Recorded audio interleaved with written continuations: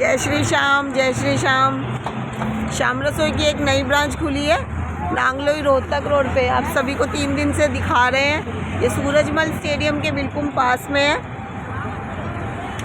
श्याम रसोई को आपके प्यार और सहयोग की सभी को आवश्यकता है। हो सके तो अपना प्यार और सहयोग बनाए रखें। श्याम रसोई को धन की नहीं, राशन की आवश्यकता है। थोड़े थोड़े राशन का सहयोग करें।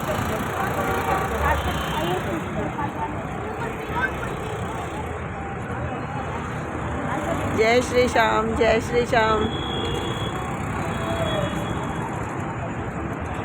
ये बच्चे बड़े बुजुर्ग सभी देखिए बड़े प्यार से प्रसाद का आनंद ले रहे हैं। जय श्री श्याम, जय श्री श्याम, जय श्री श्याम।